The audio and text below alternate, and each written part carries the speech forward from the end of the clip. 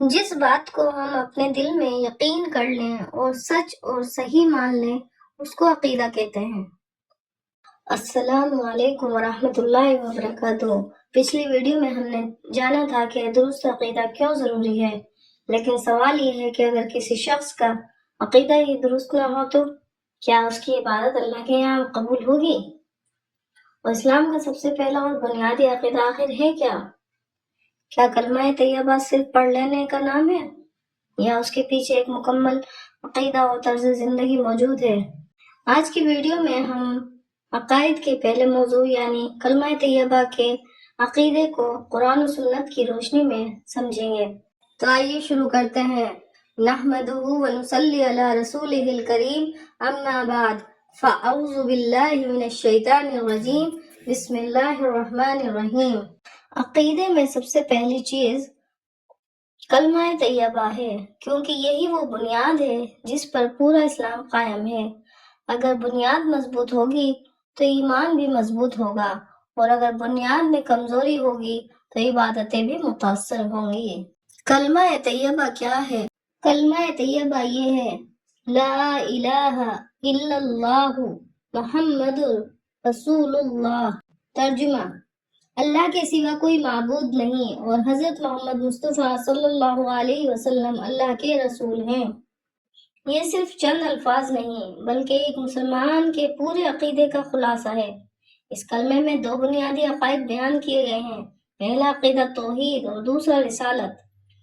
پہلا عقیدہ توحید کا مطلب ہے اللہ تعالیٰ اپنی ذات، صفات، عبادت اور اختیار میں اکیلا ہے۔ وہی خالق ہے، وہی مالک ہے، وہی رازق ہے اور صرف وہی عبادت کے لائق ہے۔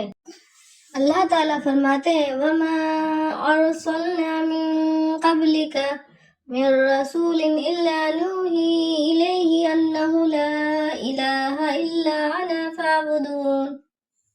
اللہ تعالیٰ اس آیت میں فرماتے ہیں: ہم نے آپ سے پہلے جتنے رسول بھی بھیجے سب کی طرف یہی وحی کی کہ میرے سوا کوئی معبود نہیں، لہٰذا میری ہی عبادت کرو۔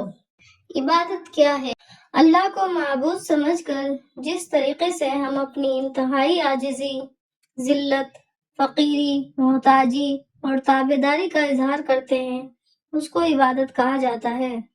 حتیٰ کہ ہر وہ دنیاوی کام جو اللہ اور اس کے رسول محمد صلی اللہ علیہ وسلم کے بتائے ہوئے طریقے پر کیا جائے وہ عبادت ہے۔ دوسرا عقیدہ رسالت کلمہ طیبہ کا دوسرا حصہ ہے، محمد رسول اللہ۔ اس کا مطلب ہے کہ حضرت محمد صلی اللہ علیہ وسلم اللہ کے آخری رسول ہیں۔ رسول اللہ صلی اللہ تعالی علیہ وسلم نے ہمیں قرآن سکھایا، نماز سکھائی، اخلاق سکھائے اور اللہ تک پہنچنے کا صحیح راستہ بتایا۔ اس لیے اللہ تعالیٰ فرماتے ہیں: جو رسول تمہیں دیں وہ لے لو اور جس سے روکیں اس سے رک جاؤ۔ آج ہم نے علم العقائد کے پہلے بنیادی عقیدے کو سمجھا۔ ہم نے جانا کہ کلمہ طیبہ صرف پڑھنے کے لیے نہیں بلکہ اس کے مطابق زندگی گزارنے کا عہد ہے۔ جب بندہ دل سے توحید کو قبول کرتا ہے اور رسول اللہ صلی اللہ علیہ وسلم کی اطاعت اختیار کرتا ہے تب اس کا ایمان مضبوط ہوتا ہے۔ اللہ تعالیٰ ہمیں صحیح عقیدہ عطا فرمائے اور قرآن و سنت پر ثابت قدم رکھے، آمین۔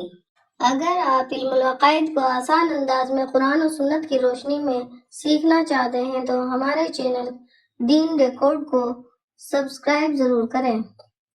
اگلی ویڈیو میں ہم انشاءاللہ علم العقائد کے دوسرے بنیادی موضوع پر گفتگو کریں گے۔ السلام علیکم ورحمۃ اللہ وبرکاتہ۔